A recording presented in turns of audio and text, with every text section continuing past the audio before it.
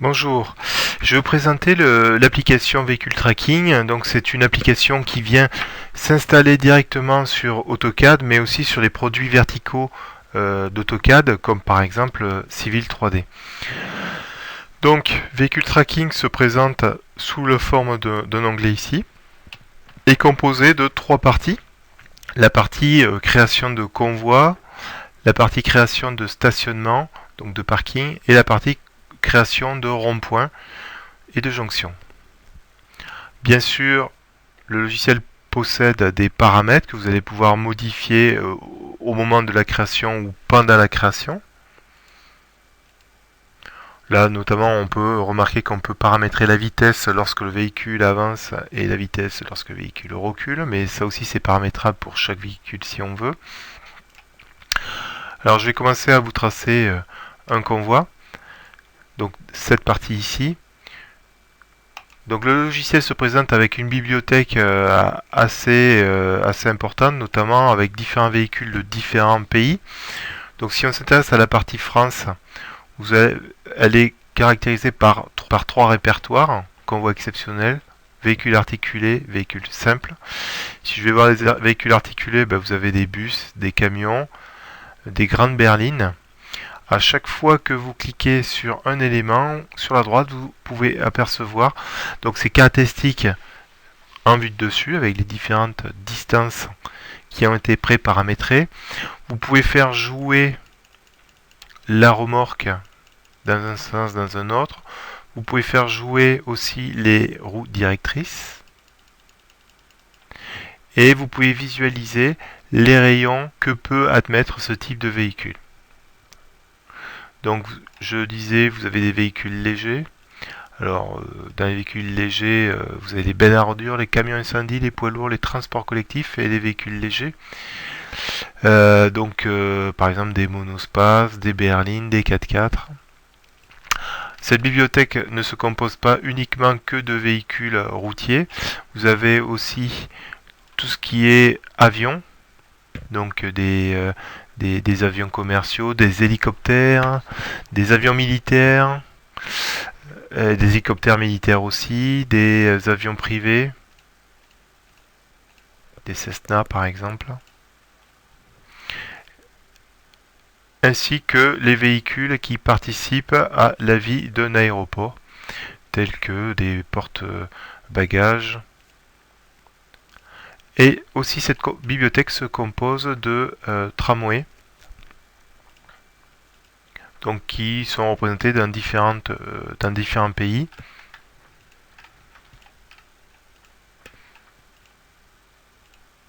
Bien sûr, cette bibliothèque est importante.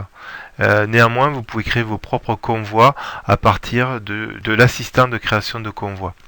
Bien sûr, il faudra suivre les étapes une à une et notamment avoir les caractéristiques de votre convoi. Bien. Alors, la création d'un convoi, comment se réalise-t-elle? Donc vous avez différentes options qui sont ici. Par exemple, je vais utiliser l'option Autodrive. Donc dès que je clique sur cette option-là, il me demande de sélectionner un type de camion. Donc je vais prendre ou un type de véhicule. Donc moi je vais prendre un camion pourquoi pas avec une remorque. Et je vais procéder à la création de ce convoi. Donc il me demande si je veux l'enregistrer en tant que véhicule par défaut. Je vais lui mettre non. Première opération consiste à placer le véhicule au milieu de la voie et de lui donner une orientation. Il est tout à fait possible, après avoir positionné le véhicule et lui avoir donné une orientation, de le replacer comme vous voulez et de lui redonner une autre orientation si on veut. Donc je vais continuer à créer mon tracé. Alors il y a plusieurs possibilités dans la création du tracé du convoi. Notamment vous avez des paramètres qui sont ici. Et notamment un paramètre qui est important, c'est l'orientation du tournant. Donc regardez ici, lorsque je suis dans l'axe du convoi, le convoi va tout droit. Et lorsque je tourne légèrement sur la droite, on voit le rayon de braquage. Il est tout à fait possible d'utiliser cette option-là, orientation du tournant, réaliser des virages plus serrés, mais tout en gardant les caractéristiques du convoi. Donc, nous allons placer ce convoi. Il va venir en ligne droite jusqu'ici. Après, je vais venir le faire tourner de l'autre côté.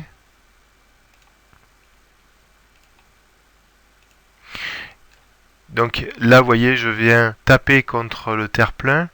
Il est tout à fait possible de revenir sur le dernier point réalisé et de cliquer sur ce point-là pour l'annuler. Et donc recliquer un point un petit peu en amont pour avoir le point de rotation que l'on souhaitait. Et donc ici, je vais le faire tourner dans le supermarché. Je vais utiliser l'option orientation du tournant pour pouvoir le positionner de façon plus simple. Et ici, vous voyez, je viens mordre sur le bâtiment. Il est tout à fait possible, une fois le convoi réalisé, de jouer avec les poignées, me permettant de placer le convoi plus facilement, et notamment de voir que l'espace encore du convoi vient taper contre le bâtiment. En cliquant sur le petit plus, je vais rajouter un point supplémentaire. Et lorsque ce point supplémentaire ne permet pas, avec les caractéristiques du convoi, de pouvoir tourner, les lignes rouges symbolisent la possibilité que le convoi n'est pas capable d'arriver jusque-là. Donc c'est à moi de venir positionner le convoi de façon adéquate pour avoir un cheminement correct.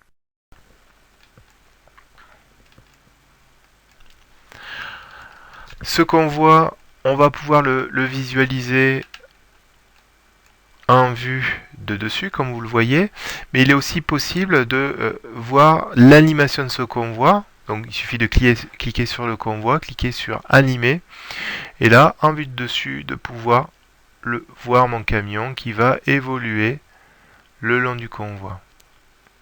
Alors il est aussi possible d'avoir une animation 3D. Ici. Donc avec différents points de vue. Donc là vous voyez j'ai la caméra qui va suivre le convoi. Mais il est tout à fait possible d'être à l'intérieur du camion et suivre l'évolution du convoi tout en étant à l'intérieur. Ou de travailler avec une caméra fixe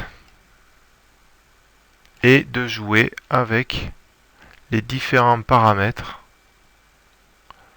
que propose le logiciel pour visualiser plus facilement le convoi.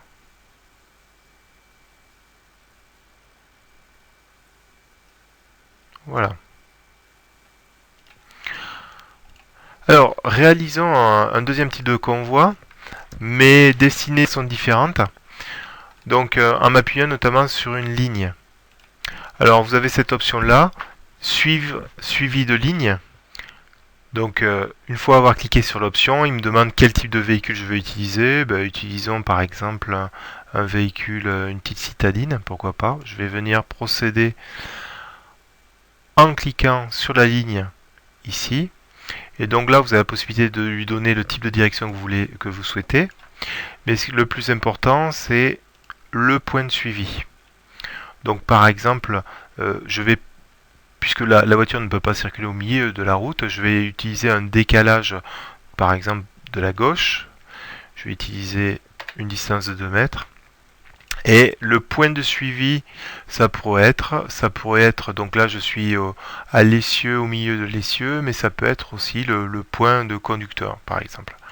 Je vais cliquer sur OK, et vous voyez, automatiquement, le cheminement du convoi est réalisé au décalage de la ligne de 2 mètres. Il est tout à fait possible de continuer ce convoi en cliquant sur l'option Autodrive et de venir, par exemple, utiliser cette option-là. Voilà.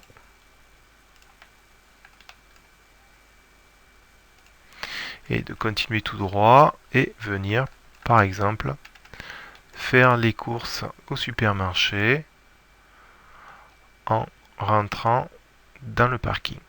Voilà. Clic droit, vous arrêtez la course. Donc maintenant, si on veut travailler avec les deux véhicules dans une seule animation, il suffira de venir ajouter, par exemple ici, le camion. Et je vais pouvoir faire jouer, par exemple en vue de dessus, les deux animations.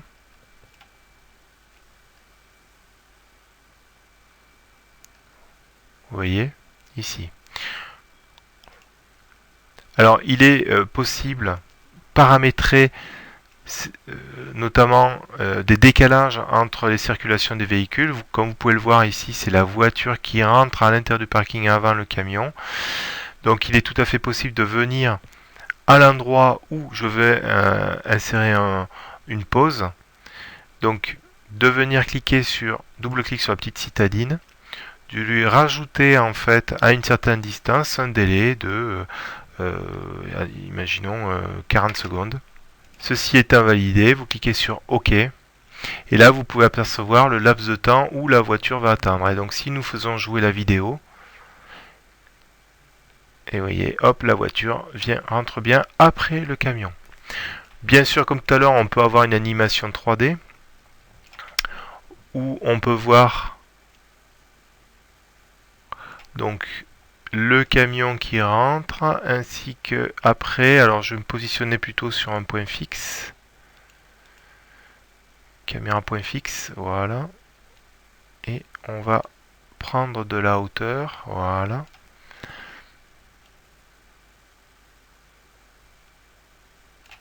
On prend un petit peu plus de hauteur et on voit la voiture qui rentre bien après le camion. Voilà. Alors ces animations, vous pouvez venir les enregistrer au format AVI, comme vous pouvez le voir. Vous pouvez avoir différentes définitions de la capture d'écran que vous voulez enregistrer. Ok.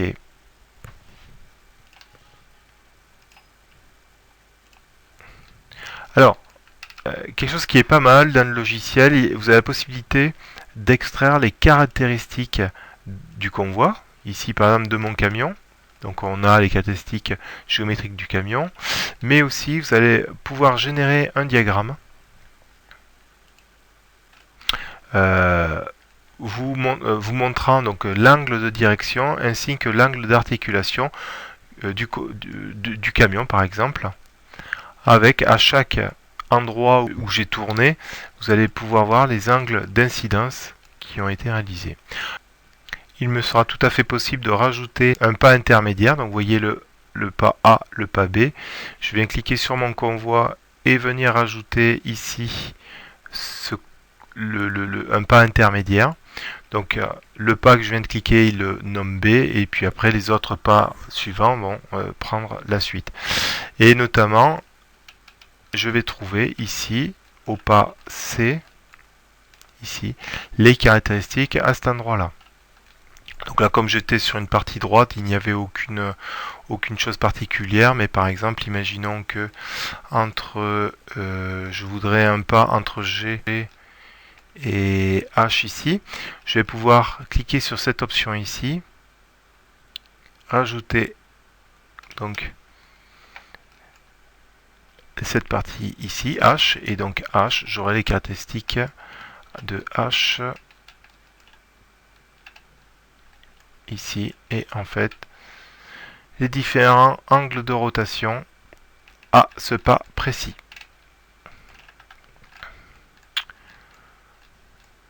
Donc voilà, bon, il y a plein d'autres options dans la création des convois. Je vous laisserai découvrir le logiciel. Notamment, lorsque vous utiliserez Civil 3D, il est possible de connaître les points de collision qu'il y a entre le sol donc, de Civil 3D et de votre convoi. Alors, une des fonctionnalités de Vehicle Tracking, c'est la possibilité de créer des parkings. Alors là aussi, vous avez une bibliothèque de parking. Par exemple, moi, je vais prendre un type de parking de type British, pourquoi pas. Et venir créer ce parking dans cette zone ici. Alors voici l'éditeur de parking. Donc il y a plusieurs paramètres. Notamment vous avez la possibilité de créer des parkings uniquement à gauche ou à droite ou dans les deux sens. Notamment si je pars sur les deux sens. Regardez ce que je vais obtenir. Je viens cliquer ici, ici, ici et ici. Comme vous pouvez le voir, donc il va créer automatiquement des îlots pour les zones parking. Et là, comme vous voyez, il me les a générés des deux côtés. Il est tout à fait possible, une fois généré, de revenir cliquer sur les propriétés du parking et dire non, non, ici je veux pas des deux côtés, je veux que à gauche. Et je valide. Et là, vous vous retrouvez avec les parkings uniquement à gauche. Comme vous pouvez le voir, il y a les sens de circulation. Il est aussi possible de venir modifier cela au niveau du flux, de dire début fin et la direction devient à sens unique. Alors je vais placer un autre parking. Ok, on va placer un parking en épi. On va le positionner à peu près par là. Voilà. Ceci étant réalisé, vous allez pouvoir paramétrer les zones de stationnement. Notamment, il sera tout à fait possible de venir lui dire ici, de sélectionner cette zone-là et de dire cette zone-là, on va dire que c'est un emplacement de personnes handicapées et lui dire que ces 6 zones-là sont des zones handicapées. Voilà. Bien sûr, il y a plein d'autres choses, comme de rajouter des parcomètres ou d'arrêter la route, ou des zones de sécurité aussi. Une autre fonctionnalité du logiciel, c'est que vous avez la possibilité de dire que à cet endroit-là, on a une route et donc là, il va y avoir des îlots pour passer bien sûr de la partie parking à la route. Donc cette fonctionnalité, elle est ici. Donc créer voie d'accès depuis donc je vais créer une ligne tout simplement. Et là, vous allez lui définir le type, est-ce que c'est un sens unique ou double sens. Vous validez, ainsi que sa largeur. Et là, automatiquement, il va vous positionner des îlots de part et d'autre de cette voie d'accès. À tout moment, vous allez avoir un rapport du nombre de places que vous allez créer et des différentes zones que vous avez créées aussi. Par exemple, ici, si cette zone, je veux l'appeler zone A.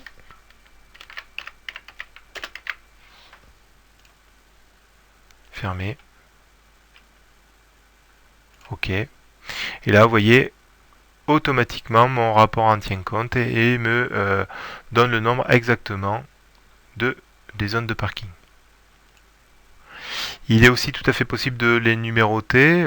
Comme je vous disais tout à l'heure, il suffira de cliquer sur cette option-là, éditer les places de stationnement, et vous pouvez créer votre propre gabarit. Donc c'est ce que je vais faire. Nouveau. Vous pouvez dupliquer votre gabarit et là par exemple je veux moi le numéro des places. OK. Et là, copier vers. Voici toutes mes places qui sont numérotées.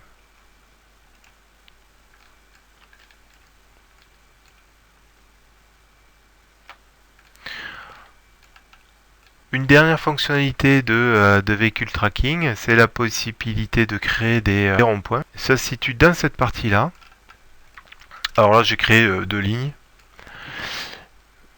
Vous avez ici une bibliothèque de ronds-points. Donc, moi, par exemple, je vais utiliser un rond-point générique, double ligne. Donc je l'appelle la jonction, jonction numéro 1, pourquoi pas. Je positionne mon rond-point.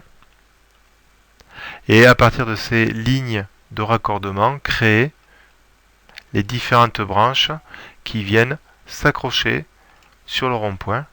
Et comme vous pouvez le voir, automatiquement, il me crée les voies d'accès. Ainsi que vous apercevez en ligne, en fait, ce sont les c'est les zones les plus rapides pour circuler dans le rond-point. Vous pouvez bien sûr cliquer sur le rond-point et déplacer le rond-point à un endroit particulier. Automatiquement, tout est recalculé et redéfini. Notamment si je fais un zoom sur cette partie-là, vous voyez, il y a différentes vitesses. Je viens cliquer dessus. Lorsque je déplace le rond-point, on peut remarquer que les vitesses sur la branche numéro 1 se modifient. Vous pouvez apercevoir que le logiciel génère automatiquement les panneaux de signalisation.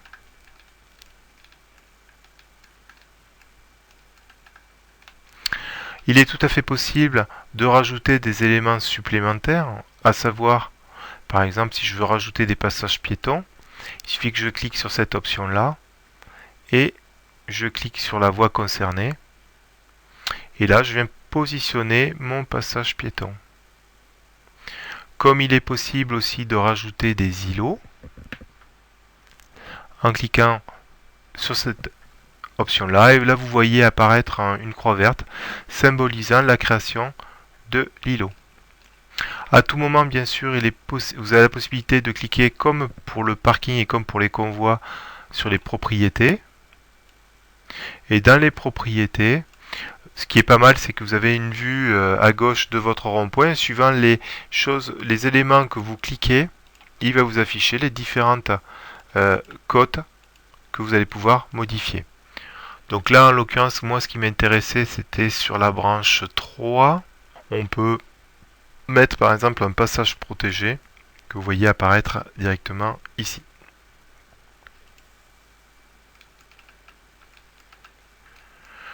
Donc voilà rapidement ce que peut vous permettre Vehicle Tracking. Donc je me répète, donc la création de convois et des voies de circulation avec différents types de véhicules.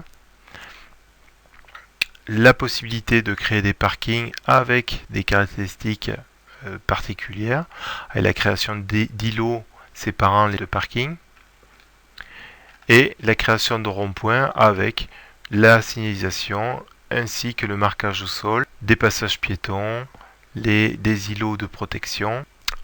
Donc voilà une rapide démonstration de ce que va vous permettre Vehicle Tracking. Au revoir, à bientôt.